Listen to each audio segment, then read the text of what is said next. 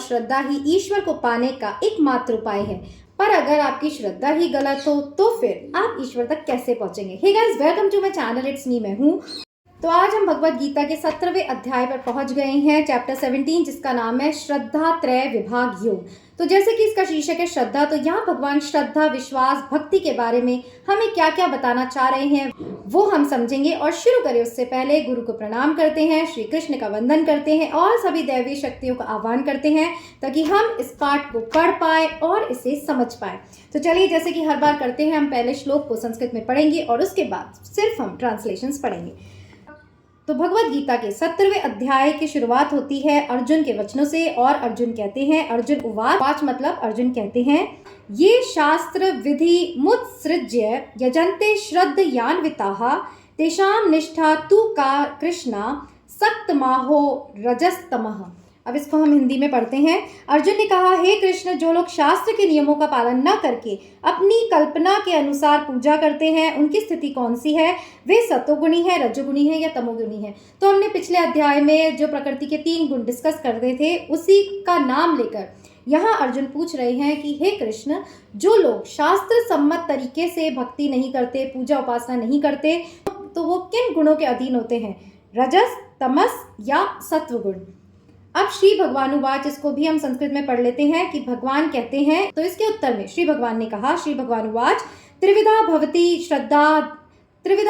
श्रद्धा देहिनाम सा स्वभावजा सात्विकी राजसी चैव तामसी चेति ताम शृणु। अब इसका ये अर्थ है कि भगवान ने कहा, देहधारी जीव द्वारा अर्जित गुणों के अनुसार उनकी श्रद्धा 3 प्रकार की होती है, सतोगुणी, रजोगुणी और तमोगुणी। अब इसके विषय में मुझसे सुनो। अब यहाँ श्री कृष्ण कह रहे हैं कि देहधारी, जितने भी हम देहधारी जीव हैं, जो भी भक्ति करते हैं, उनकी श्रद्धा को इन तीनों ही गुणों में विभाजित किया जा सकता है। इन्हीं तीनों गुणों के अधीन किसी भी एक गुण को पर्टिकुलरली हम पॉइंट आउट नहीं कर सकते। और अब वो कैसे, क्या होती है, अब आगे श्री कृष्ण कहते हैं, ये बात मुझसे सुनो और हम भी सुनते हैं। क्योंकि अब इस कलयुग में जहाँ हमें ज़्यादा पूजा अर्चना करने का भी समय नहीं है और हम सिर्फ श्रद्धा विश्वास से जितना हो सके थोड़ा बहुत डेली रूटीन में हम पूजा पाठ करते हैं, तो वो भी क्या हम सही तरीके से कर रहे हैं, ये जानने के लिए आगे हम इन वचनों को ध्यान से सुनेंगे। तो आगे भगवान कहते हैं, हे भरतपुत्र, विभिन्न गुणों के अंतर्गत अपने अपने अस्तित्व के अनुसार मनुष्य एक विशेष प्रकार की श्रद्धा विकसित करता है। अपने द्वारा अर्जित गुणों के अनुसार ही जीव को विशेष श्रद्धा से युक्त कहा जाता है। अब भगवान कहते हैं कि अपने अपने स्वभाव के अनुसार ही हर व्यक्ति अपनी श्रद्धा किस गुण के अधीन सेलेक्ट करेगा, वो उसके ही स्वभाव पर डिपेंड करती है। आप देखिए, जैसे जो पॉलिटिकल फील्ड में है, कहते हैं ना राजसी, जिनमें रजोगुण ज़्यादा है, जिनमें कोई डिटर्मिनेशन है किसी लक्ष्य को पाने का, चाहे वो फिर पॉलिटिकल फील्ड हो या कोई भी फील्ड हो, तो उनकी जो श्रद्धा होगी वो किसी एम के लिए, किसी लक्ष्य की पूर्ति के लिए होगी। तो उनकी जो श्रद्धा है वो होगी रजोगुणों के अधीन। और इसी तरह दूसरों की श्रद्धा भी अपने अपने स्वभाव के अनुसार अलग अलग होती है। जिनमें सत्वगुण की अधिकता है, उनकी श्रद्धा सत्वगुणी होगी। तो हम ऐसे कैटेगराइज नहीं कर सकते कि कोई एक ही कैटेगरी में हम सभी की श्रद्धा डाल दे। यही श्री कृष्ण यहाँ समझाना चाहते हैं। तो आगे भी कहते हैं, सतोगुणी व्यक्ति देवताओं को पूजते हैं, रजोगुणी यक्षों व राक्षसों की पूजा करते हैं और तमोगुणी व्यक्ति जो है भूत प्रेतों को पूजते हैं। तो यहाँ देखिए कैटेगराइज हो ही गया है कि सत्वगुण होंगे तो वो देवताओं की पूजा करते हैं, जैसे कि हम करते हैं। रजोगुणी यक्षों राक्षसों की, क्योंकि उन्हें बल चाहिए, साहस चाहिए, शौर्य चाहिए, सफलता चाहिए, तो वो रजोगुण स्वभाव के अधीन यक्षों, कहते हैं ना, यक्ष पूजा भी की जाती है किसी लक्ष्य की प्राप्ति के लिए। और राक्षसों को, और जो तमोगुणी व्यक्ति है उसकी श्रद्धा कैसी होगी, वो भूत प्रेतों को पूजेगा। और जैसे हम देखते हैं अघोरी हैं जो शमशान साधना करते हैं, तो वो सारे तमगुणी। तम मतलब अंधकार, तो जहाँ प्रकाश नहीं है, अंधकार है, तो वहाँ की श्रद्धा कैसी होगी, भयावह होगी और इसके रिजल्ट्स भी बहुत ही खतरनाक होंगे। इसीलिए जो लोग भी, अगर आपने सुना होगा, टोने टोटके करते हैं, तो वो दूसरों का नुकसान तो पहुँचा देते हैं, बट उनका इतना नुकसान होता है कि वो उसकी भरपाई कभी नहीं कर पाते। इसलिए कहते हैं कि अगर आप किसी दूसरे के लिए गड्ढा खोदते हैं तो सबसे पहले आप उसमें गिरते हैं। इसीलिए दूसरों से ध्यान हटाकर सिर्फ अपने कर्मों पर ध्यान रखना चाहिए। अब दूसरों के लिए सिर्फ मंगल कामना करनी चाहिए। किसी का अच्छा नहीं कर सकते, कोई बात नहीं, किसी का बुरा मत करिए, क्योंकि बुरा करने के बाद आप उसके फल से नहीं बच सकते। आगे चलते हैं। जो लोग दंभ तथा अहंकार से अभिभूत होकर शास्त्र विरुद्ध कठोर तपस्या और व्रत करते हैं, जो काम तथा आसक्ति द्वारा प्रेरित होते हैं, जो मूर्ख है तथा जो शरीर के भौतिक तत्वों को तथा शरीर के भीतर स्थित परमात्मा को कष्ट पहुंचाते हैं, वे असुर कहे जाते हैं। अब देखिए यहाँ भगवान कह रहे हैं कि जो शास्त्र के विरुद्ध भले ही वो कठोर तपस्या भी करते हैं, शास्त्र के विरुद्ध मतलब खुद के शरीर को कष्ट पहुंचाना, दंभ में, अहंकार में आप भक्ति कर रहे हैं, किसी काम के प्रति आपकी आसक्ति है, उससे प्रेरित होकर आप भक्ति कर रहे हैं, जो मूर्ख है और जो शरीर के भौतिक तत्वों को तथा शरीर के भीतर से परमात्मा को कष्ट पहुंचाते हैं। अब परमात्मा को कष्ट कैसे पहुंचाते हैं? खुद को कष्ट देकर। कहते हैं ना हम सब में भगवान है, तो जब वो खुद को कष्ट देते हैं, जैसे कि मैंने कहा ना अघोरी की तपस्या करते हैं या कहीं पहाड़ों पे चले जाते हैं, अपने शरीर को सुखाते हैं और हमारे अंदर का परमात्मा जो है उसे भी कष्ट पहुंचता है। तो यहाँ ये बात समझने की ज़रूरत है कि ईश्वर कह रहे हैं कि मैं हूँ, मैं सब में हूँ, उसका प्रमाण दे रहे हैं। क्योंकि जब भी हम कोई कर्म करते हैं और फिर उसका दुख भोगते हैं तो फिर वो कष्ट जो है वो ईश्वर तक भी जाता है। जैसे कि अगर कोई भी बच्चा गलत काम करता है या दुख में होता है तो उसकी पीड़ा माँ तक पहुँचती है, ऐसे ही ईश्वर भी हम सब में विद्यमान है। तो भगवान कह रहे हैं कि अपने शरीर को कष्ट देना और फिर मुझे भी उस कष्ट का हिस्सेदार बनाना, ये मूर्खता है और ये शास्त्र सम्मत नहीं है। आगे भी कहते हैं यहाँ तक कि प्रत्येक व्यक्ति जो भोजन पसंद करता है वह भी प्रकृति के गुणों के अनुसार 3 प्रकार का होता है। यही बात यज्ञ, तपस्या, ध्यान के लिए भी सत्य है। अब उनके भेदों के विषय में सुनो। अब ईश्वर कह रहे हैं कि जो हम भोजन करते हैं, जो हम यज्ञ करते हैं, जो हम तपस्या करते हैं, ये सभी इन 3 गुणों के अधीन होती है। तो हमने पिछले चैप्टर में पढ़ा कि पूरी प्रकृति में जो भी कर्म हो रहा है इन 3 गुणों के अधीन हो रहा है। और यहाँ भगवान उसी की व्याख्या फिर से कर रहे हैं कि अब इनके विषय में सुनो, पर इन गुणों से बाहर तो कोई भी तपस्या या भक्ति या श्रद्धा नहीं है। आगे भी कहते हैं जो भोजन सात्विक व्यक्तियों को प्रिय होता है वह आयु बढ़ाने वाला होता है, जीवन को शुद्ध करने वाला होता है तथा बल, स्वास्थ्य, सुख तथा तृप्ति प्रदान करने वाला होता है। ऐसा भोजन रसमय, स्निग्ध होता है चिकनाई, स्निग्ध यानी शरीर को तरावट देने वाला होता है, स्वास्थ्यप्रद होता है, हृदय को भाने वाला होता है, यानी मन उससे करके प्रसन्न होता है। अब देखिए यहाँ भगवान ने भोजन की भी पवित्रता बताई है। अब जो लोग सोचते हैं समस्त चीज़ें जो है प्रकृति की वो खाने के लिए बनाई है, आप जीव जंतु को भी मार के खा रहे हैं तो हम नहीं मारेंगे तो उनकी आबादी बढ़ जाएगी, पर वो भोजन की पवित्रता नहीं है। जीव जंतु शिकार करके खाते हैं क्योंकि वो पका नहीं सकते। जब आपके पास खुद भोजन पकाने की व्यवस्था है तो फिर आप वेजिटेरियन ना होकर नॉन वेजिटेरियन को चुनते हैं। तो भले ही आपका खान पान है, इस डिटेलिंग में हम नहीं जाएंगे कि ये शास्त्र सम्मत है कि नहीं है, बट भगवान ने कहा है कि जो सात्विक आहार को ग्रहण करता है वह आयु बढ़ा, वो जो आहार होता है वो आपको प्रसन्न करने वाला होता है, आपको प्रफुल्लित करने वाला होता है, आप में खिन्नता नहीं आती। क्योंकि कहते हैं ना जैसा खाए अन्न वैसा होगा मन।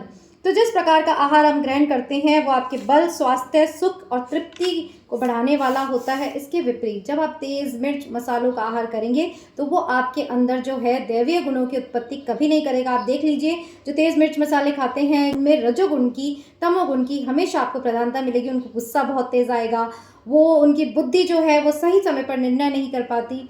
तो भोजन का आपके शरीर पे बहुत ही ज़्यादा फर्क पड़ता है और यही श्री भगवान यहाँ कह रहे हैं। आगे चलते हैं। अत्यधिक तिक्त, खट्टे, नमकीन, देखिए आ ही गया ना कि खट्टे, नमकीन, गरम, चटपटे, शुष्क। देखिए ऊपर क्या था, जो सात्विक भोजन है वो स्निग्ध यानी चिकनाई, तरावट देने वाला होता है, और यहाँ शुष्क यानी क्या बोलते हैं उसको, ड्राई, गरम, चटपटे, शुष्क, जलन उत्पन्न करने वाले भोजन रजोगुणी व्यक्तियों को प्रिय होते हैं। देखिए जिसमें रजोगुण होता है मतलब तभी तो वो आग अंदर लगेगी, मुझे ये करना है, मुझे वो करना है। और सात्विक खाना खाने वाला आपको हमेशा शांत, चित्त और प्रसन्न दिखाई देगा। और जिनमें रजोगुण की प्रधानता होगी वो ऐसे खाने को खाकर उसमें जो होगी वो शरीर में जलन पैदा होगी और शरीर की छोड़िए उसका स्वभाव भी उद्विग्न हो जाएगा, वो हमेशा रेस्टलेस दिखाई देंगे, स्ट्रेस में दिखाई देंगे। तो इसलिए कहते हैं जैसा खाए अन्न वैसा बने मन। ऐसा भोजन दुख, शोक तथा रोग उत्पन्न करने वाला होता है। ऑब्वियसली आप तेज़ मसाले खाएंगे तो आपके अंग जब तक आप युवा हैं तब तक तो आपका साथ देंगे, उसके बाद वो धीरे धीरे उनकी जो शक्ति है पचाने की और ग्रहण करने की वो कम होती जाएगी और ये आपको रोगी बना देगी। खाने से 3 घंटे पूर्व पकाया गया, स्वाधीन, वियोजित, सड़ा, झूठा तथा अस्पृश्य वस्तुओं से युक्त भोजन उन सब लोगों को प्रिय होता है जो तामसी होते हैं। अब तामसी व्यक्ति का भोजन क्या होता है कि 2-2, 3-3 घंटे पहले पका कर रख दिया। जो स्वाधीन होता है, जो सड़ा हुआ या किसी का झूठा भी उठा के खा लेते हैं, झूठा रख देते हैं, ऐसे भोजन जो होते हैं वो तामसी यानी तमोगुण को पैदा करते हैं और ऐसे ही तामसी व्यक्तियों को ये भोजन पसंद होता है। अब यहाँ हम सोच में पड़ जाते हैं कि हम तो देखिए, मैं भी जैसे टिफ़िन लगाती हूँ तो सुबह ही खाना बन जाता है, तो हमने कितने घंटों पहले बना लिया और फिर हम उसे कितने घंटों बाद खा रहे हैं। तो यहाँ हमें भी थोड़ी सजगता रखनी चाहिए कि ज़्यादा से ज़्यादा हमें ताज़ा खाना ही खाना चाहिए, इधर बनाया और इधर परोसा, बट ऐसा होता नहीं है। तो जो नहीं होता उसकी डिटेलिंग में नहीं जाते, बट ऐसा करना चाहिए, ऐसे यहाँ लिखा है।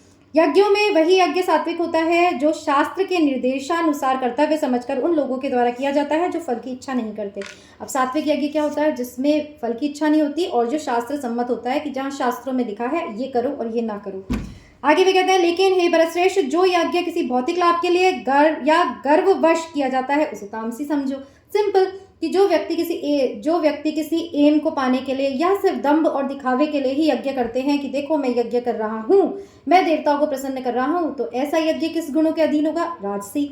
और जो यज्ञ शास्त्र के निर्देशों की अवहेलना, राजसी तो मतलब कोई भी जगत के किसी भी लक्ष्य के लिए जो यज्ञ किया जाएगा वो होगा राजसी, बिना किसी फल की आशा के लिए किया जाएगा, ईश्वर के निमित्त किया जाएगा, वो होगा सात्विक। और तामसी क्या होगा? जो यज्ञ शस्त्र के निर्देशों की अवहेलना करके प्रसाद वितरण किए बिना, वैदिक मंत्रों के उच्चारण किए बिना, पुरोहितों को दक्षिणा दिए बिना और श्रद्धा के बिना संपन्न किया जाता है, वह तामसी यज्ञ होता है। मतलब हम यज्ञ कर रहे हैं बिना दक्षिणा के, बिना किसी पवित्रता के, शास्त्रों की अवहेलना कर कर और बिना किसी मंत्रोच्चारण के, तो फिर वो क्या ही यज्ञ होगा? तो उसका जो फल भी होगा वो तमस यानी अंधकार पैदा करने वाला होगा। परमेश्वर, ब्राह्मणों, गुरु, माता पिता और गुरुजनों की पूजा करना तथा पवित्रता, सरलता, ब्रह्मचर्य और अहिंसा ही शारीरिक तपस्या है। तो यहाँ भगवान तपस्या किसे कह रहे हैं? तपस्या है सभी बड़ों का सम्मान करना, उनकी पूजा अर्चना करना और ब्रह्मचर्य का पालन करना, अहिंसा का पालन करना, सरलता, पवित्रता, आपके जीवन में पवित्रता होनी चाहिए, सरलता होनी चाहिए कि किसी व्यक्ति को आपको अप्रोच करना है, बात करना है तो वो भय में ना हो कि नहीं भाई इससे तो हम बात नहीं कर सकते, तो आपका स्वभाव सरल होना चाहिए। ब्रह्मचर्य, जहाँ ब्रह्मचर्य की बात होती है तो ये भी मन की स्थिति है कि मन से आपको किसी भी काम वासना का चिंतन जो है वो निरंतर नहीं करना चाहिए, जहाँ तक हो सके अपने आप को पवित्र रखना चाहिए, यही शारीरिक तपस्या है। आगे वे कहते हैं, सच्चे, भाने वाले, हितकर तथा अन्य को शुद्ध न करने वाले वाक्य बोलना चाहिए और वैदिक साहित्य का नियमित पारायण करना चाहिए, यही वाणी की तपस्या है। तो शरीर की तपस्या भगवान ने बता दी। अब देखिए सारा मतलब क्या, ऐसा क्या चीज़ है, ऐसा क्या ज्ञान है जो गीता में नहीं है, बट पढ़ेंगे तभी तो पता चलेगा ना। तो यहाँ शारीरिक आपको बता दी, शुद्धता कैसे होगी, उसे कौन सी तपस्या होती है। अब यहाँ वाणी की तपस्या बता रहे हैं कि सच्चे बोल होने चाहिए, मतलब झूठ नहीं होना चाहिए, भाने वाले। अब देखिए भगवान खुद कह रहे हैं वो वाक्य बोलो जो दूसरे को सुकून पहुँचाए, शांति पहुँचाए, दूसरों के हित में हो, और अन्य को शुद्ध। शुद्ध मतलब किसी को आपके वाक्य को सुनकर कोई हतोत्साहित ना हो जाए, कोई दुखी ना हो जाए। अब यहाँ सोचने की ज़रूरत है कि हम किस तरह व्यवहार करते हैं। हम कहते हैं, हम तो स्पष्ट बोलते हैं जी, हम तो मुंह पर बोलते हैं, फिर चाहे अच्छा लगे चाहे बुरा। तो भगवान ने कहा है वही बोलो जो दूसरे को दुखी ना करे, शुद्ध ना करे और जो दूसरे के लिए हितकारी हो, नहीं तो चुप रहना ही बेहतर है।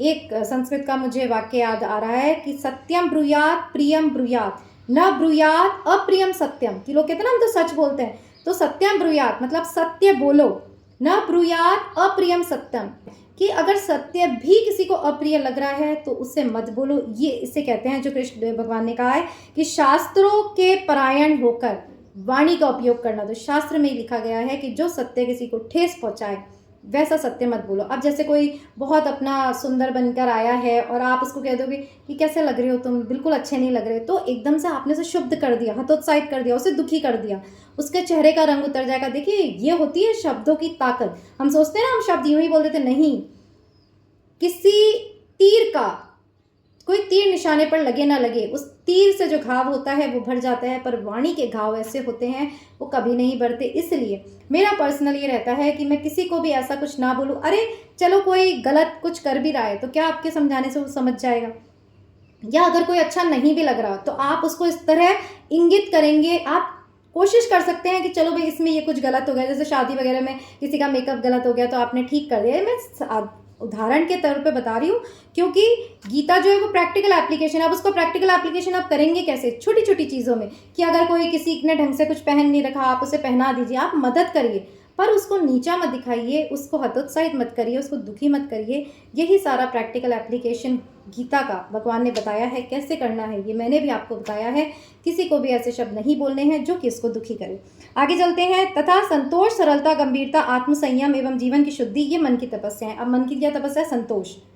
कहते हैं ना, गोधन, गजधन, वारिधन और रतन धन खान, जब आए संतोष धन, सब धन धूरी समान। क्यों? क्योंकि जब तक संतोष रूपी धन आपको नहीं मिलेगा, आप कितना ही एकत्रित कर ले इस जगत का, ये भी चाहिए वो भी चाहिए, आप कभी भी सेटिस्फाइड नहीं होंगे। और जब आप में वो सेटिस्फैक्शन आ जाएगा तो जो है उसमें ही आप खुश रहेंगे। इसलिए भगवान ने कहा है संतोष, सरलता, जैसे कि मैंने बताया बिल्कुल सरल स्वभाव होना चाहिए, गंभीरता, कि ऐसे नहीं सारे टाइम ही हा ही कर रहे, कुछ समय गंभीर भी होना चाहिए ताकि लोग आपकी बातों को हल्के में ना लें।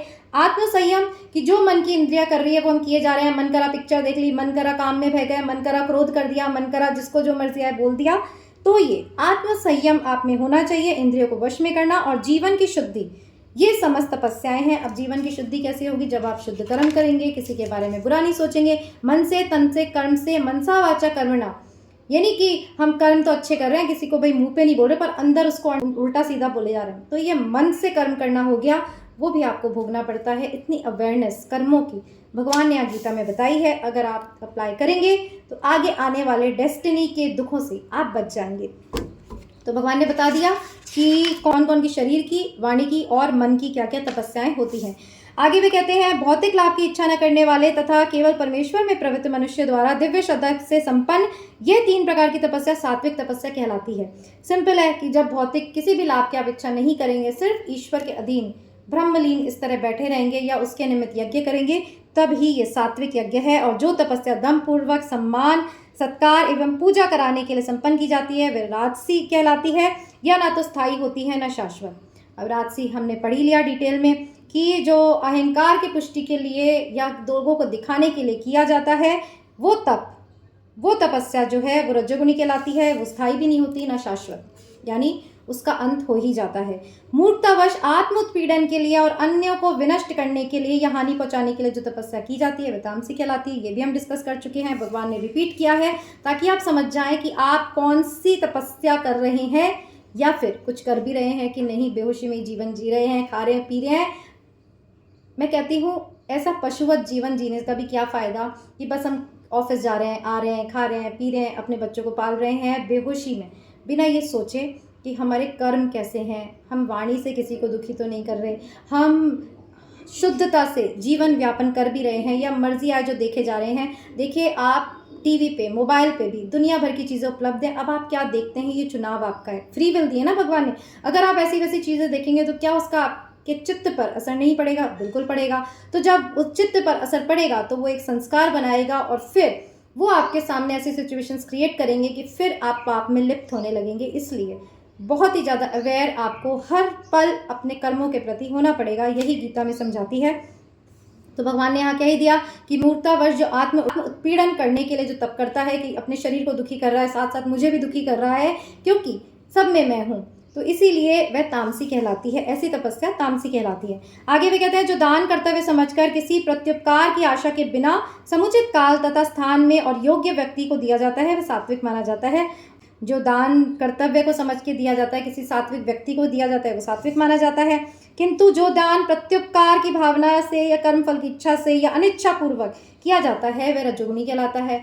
अब यहाँ दान के बारे में भगवान ने बताया कि सात्विक कौन सा होगा? जो आप मन से देंगे, बिना किसी इच्छा से देंगे, और जो दूसरों पे उपकार की भावना से कि भाई हम कर रहे हैं, नहीं तो इसका क्या ही होता, या हम दूसरों को दिखाने के लिए कर रहे हैं, या मन नहीं है पर क्योंकि कहा गया कि भाई दान करो इस दिन, तो हम दान कर रहे हैं, तो ये सब करना भी ये क्या है? ये रजोगुणी कहलाता है कि आप कर तो रहे हैं पर आपकी इच्छा नहीं है और किसी चीज़ की आकांक्षा के लिए या अपनी प्रसिद्धि के लिए ये दान कर रहे हैं। अब तमोगुणी दान क्या है? तथा जो दान किसी अपवित्र स्थान में अनुचित समय में किसी अयोग्य व्यक्ति को बिना समुचित ध्यान तथा आदर से दिया जाता है वह तामसी कहलाता है। तो जो व्यक्ति को दान की आवश्यकता नहीं, किसी अपवित्र स्थान पर आप उसे वो दान दे रहे हैं बिना सोचे समझे, सिर्फ अपनी किसी इच्छा पूर्ति के लिए, तो वो तामसिक कहलाता है क्योंकि वो शुद्ध नहीं है ऑब्वियसली। और भगवान कहते हैं सृष्टि के आदिकाल से ओम तत्सत ये 3 शब्द परम ब्रह्म को सूचित करने के लिए प्रयुक्त किए जा रहे हैं। ये तीनों सांकेतिक अभिव्यक्तियां ब्राह्मणों तथा वैदिक मंत्रों का उच्चारण करते समय तथा ब्रह्म को संतुष्ट करने के लिए यज्ञों के समय प्रयुक्त होती हैं। अब भगवान कहते हैं सृष्टि के आदिकाल से जो 3 शब्द है ओम तत्सत, ओम तत्सत, ये जो 3 शब्द हैं परब्रह्म को सूचित करने के लिए प्रयुक्त किए जाते हैं। ये तीनों सांकेतिक अभिव्यक्तियों द्वारा ब्राह्मण तथा वैदिक मंत्रों का उच्चारण करते समय तथा ब्रह्म को संतुष्ट करने के लिए यज्ञों के समय प्रयुक्त होते हैं। तो ओम तत्सत यहाँ पर जो कहते हैं ना कि समस्त सर्वश्रेष्ठ अगर मंत्र कौन सा है तो वो है ओमकार, ओम, जिससे समस्त सृष्टि की उत्पत्ति हुई है। और अतएव योगीजन ब्रह्म की प्राप्ति के लिए शास्त्रीय विधि के अनुसार यज्ञ, दान तथा तप की समस्त क्रियाओं का शुभारंभ सदैव ओम से करते हैं। तो इसलिए कोई भी कार्य प्रारंभ करने के वक्त ओम का उच्चारण जरूर किया जाता है। और जो योगीजन होते हैं वो ब्रह्म यानी ईश्वर की प्राप्ति के लिए जो भी कर्म करते हैं, जो भी यज्ञ करते हैं, दान करते हैं तथा तप करते हैं, वो शास्त्र सम्मत होते हैं, पवित्र होते हैं, बिना किसी फल की आकांक्षा के होते हैं और इसीलिए वो सात्विक होते हैं। अब भगवान कहते हैं मनुष्य को चाहिए कि कर्म फल की इच्छा किए बिना विविध प्रकार के यज्ञ, तप तथा दान को तत् शब्द कहकर संपन्न करे। ऐसी दिव्य क्रियाओं का उद्देश्य भव बंधन से मुक्त होना है। अब भगवान कहते हैं तुम तप करो, तुम ध्यान करो, तुम स्वाध्याय करो, तुम कुछ भी करो, दान भी करो, तो तत् शब्द कह के उसको अर्पण करो यानी संपन्न करो और किसी भी फल की आशा मत रखो। ऐसी दिव्य क्रियाओं का उद्देश्य जो होता है वो भवबंधन की मुक्ति के लिए होता है। और इसके अलावा जो भी हम कर्म करते हैं, चाहे राजसी गुण के अधीन होकर चाहे तामसिक, वो आपको कर्म बंधन में बांधता है। अंत में श्री कृष्ण कहते हैं परम सत्य भक्ति में यज्ञ का लक्ष्य है और उसे सत शब्द से अभिहित किया जाता है। हे पृथा पुत्र, ऐसे यज्ञ का संपन्न करता भी सत कहलाता है। जिस प्रकार यज्ञ, तप और दान के सारे कर्म भी जो परम पुरुष को प्रसन्न करने के लिए संपन्न किए जाते हैं सत हैं। तो कहते हैं ना सत्य चित्त आनंद, सत्य की प्रधानता हमेशा आपके जीवन में होनी चाहिए। और भक्ति में यज्ञ जो सत शब्द से आरंभ होगा, ओम से आरंभ होगा, वो क्या होगा? ऐसे यज्ञ और दान जो होंगे वो परम पुरुष को प्रसन्न करने के लिए संपन्न किए जाते हैं, यानी उस ईश्वर को प्रसन्न करने के लिए संपन्न किए जाते हैं। और लास्ट, अब श्रद्धा त्रय विभाग योग का अंतिम श्लोक, जिसमें कि भगवान कहते हैं हे पार्थ यानी हे अर्जुन, श्रद्धा के बिना यज्ञ, दान तथा तप के रूप से जो भी किया जाता है वह नश्वर है, वह असत कहलाता है और इस जन्म तथा अगले जन्म दोनों में ही व्यर्थ जाता है। तो देखिए, जैसे कि इसका नाम है श्रद्धा, तो अंत में भगवान ने कहा है आपने चाहे यज्ञ किया हो, तप किया हो, कुछ भी किया हो, अगर आप में वो श्रद्धा नहीं है तो फिर आपका ये जो सब कर्म करना है वो व्यर्थ हुआ। इसीलिए कहते हैं ना, बड़ों को हमने सुना होगा कि तुम ये कर रहे हो, देखो तुम पूजा में बैठे हो, श्रद्धा से करो। अब हमें ये समझ में नहीं आता कि श्रद्धा क्या होती है। श्रद्धा ये होती है कि जिस ईश्वर के सामने आप बैठे हैं, जिसके समक्ष, जिस सामर्थ्यवान के समक्ष, परम पिता के समक्ष आप बैठे हैं, अगर उसके निमित्त कुछ कर रहे हैं तो मन से विश्वास और श्रद्धा रखो, नहीं तो वो फिर जो आपका कर्म है वो बेकार चला जाएगा। और भगवान तो कह रहे हैं इस जन्म में ही नहीं, अगले कई जन्मों में भी वो व्यर्थ चला जाएगा। तो श्रद्धा की कितनी इंपॉर्टेंस है ये आज इस चैप्टर में हमको श्री कृष्ण भगवान ने स्वयं बताई। अब इस कलयुग में हमें इस चैप्टर से सीखने की क्या ज़रूरत पड़ी कि कैसे भगवान ने बताया कि हमें सत्व गुण में जीना चाहिए, कैसे श्रद्धा रखनी चाहिए। हमारी श्रद्धा जो है वो ईश्वर के लिए होनी चाहिए। बिना श्रद्धा के किए गया कोई भी काम जो है वो व्यर्थ चला जाता है।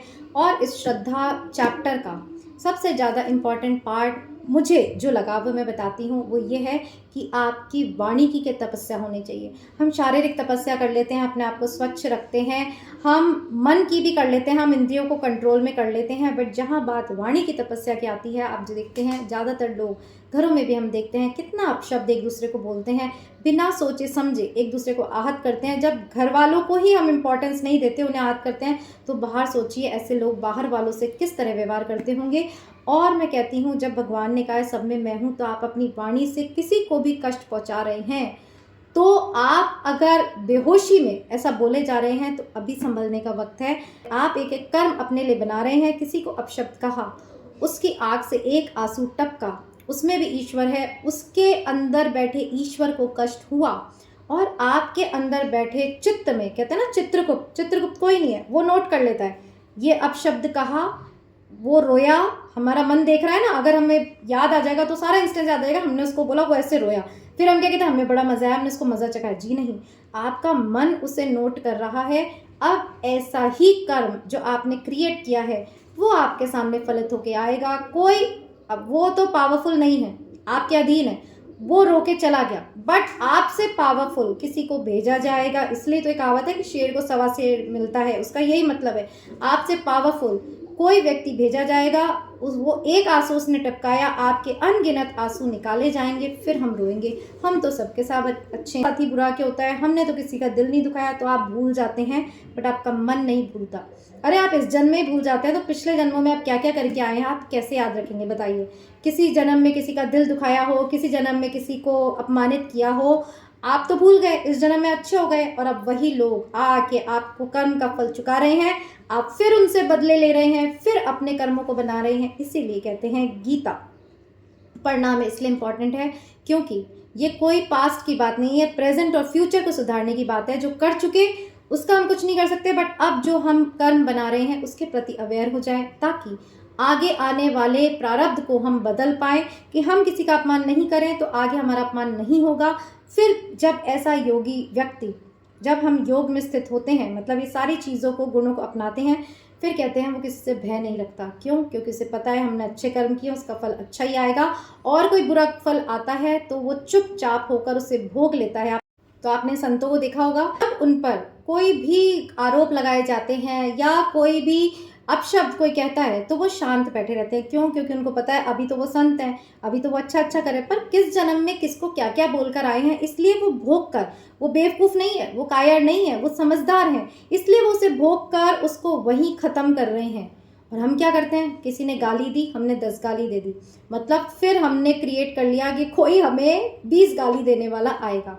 ऐसा है ये कर्मजाल। इसलिए पूरी गीता में सबसे ज़्यादा इम्पोर्टेंस और स्ट्रेस भगवान ने इसी पर दिया है कि कर्मों की सजगता कैसे आपको रखनी है, और अगर आप रख लेंगे और अगर ये सुन के भी रख लेंगे, अब भी आप अवेयर हो जाएंगे, तो आने वाला जो जीवन है आपका सुखद होगा, और भी कई जीवन सुखद हो जाएंगे। क्योंकि एक जन्म में किए हुए कर्म हम इसी जन्म में नहीं भोगते, यही भगवान का निर्णय होता है, और यही भगवान का दंड भी होता है कि वो हमें सब विस्मृत करा देता है कि ले बच्चे, अब तू सब भूल जा कि तूने क्या किया है, अब अगला जन्म ले। और तू सोच, और हम सोचते हैं कि हम तो बस ये ऐसा शरीर बन के आ गए हैं, हम नया फ्रेश जीवन स्टार्ट कर रहे हैं, हम अच्छा कर रहे हैं तो हमको अच्छा मिलेगा। जी नहीं, हम रोते हैं ना कि हम अच्छे हैं सबके साथ, तो भी हमें कोई बुरा करने वाला क्यों आता है? क्योंकि हमारा दंड है जो पिछले जन्मों में क्रिएट किया। अरे आपको बुद्धि दी थी ना भगवान ने कि सबसे अच्छा करो, उस समय क्यों नहीं करी, तो इस जन्म में आप सब भूल गए, और वो बुरा जिन जिन के साथ किया वो आपके बदले चुकाने आ रहे हैं। तो अगर आप इस सभी जंजाल से, अब देखिए मुझे इतनी क्लैरिफिकेशन इसलिए है क्योंकि जब मैं ऐसे सवाल मेरे गुरु से पूछती थी तो फिर वो मुझे इसी तरह समझाते थे कि कुछ भी हुआ है इस प्रारब्ध को यहीं भोग कर काट लो, ये कायरता नहीं है। इसलिए कहते हैं संत कायर नहीं होते, वो साहसी होते हैं। अपना अपमान सहना, इससे बड़ा साहस क्या होगा? किसी को वापस जवाब दे देना, ये तो बहुत छोटी बात हो गई, हर कोई कर लेगा, बट कोई ये समझ जाए कि ये मेरा ही किया हुआ कोई कर्म है जो मेरे आगे आ गया है, हे प्रभु मुझे क्षमा करना, और इसको भी क्षमा करना, क्योंकि ये निमित्त बनकर आया है तो इसे भी दंड तो मिलेगा, अभी नहीं तो अगले जन्म में मिलेगा। तो आप सद्भावना रखिए, इसे भी क्षमा करना, मुझे भी क्षमा करना, तब ईश्वर इंटरफेयर करके आपकी डेस्टिनी को बदलते हैं। अदरवाइज रोते रहिए, भिड़ते रहिए, लोगों से बदले लेते रहिए, इसी तरह जीवन इतने जी कर आ गए हैं, आगे भी जी लेंगे। बट अगर गीता पढ़ते हैं, श्री कृष्ण की ओर चलते हैं, तो ये जीवन तो सुखमय होगा ही, आने वाला जीवन भी आपका सुखमय, पवित्र और शुद्ध होगा। सो होप आपको गीता का ये 17th चैप्टर जरूर पसंद आया होगा। चैप्टर छोटा था, व्याख्या मैंने लंबी इसलिए करी ताकि हमारे जीवन में इसका प्रैक्टिकल एप्लीकेशन हम करके इसको सही मायने में गीता को अपने जीवन में उतार सके। नहीं तो सिर्फ रीड करना और इसके ट्रांसलेशन को समझना, ये गीता पढ़ना नहीं होता है। इसीलिए हमने सीरीज चलाई। अब बचा है 18वां चैप्टर यानी लास्ट चैप्टर, उसमें मिलेंगे हम फिर यहीं इट्स मी मैं हूँ पर। टिल देन अपना ध्यान रखिएगा। जय श्री कृष्णा।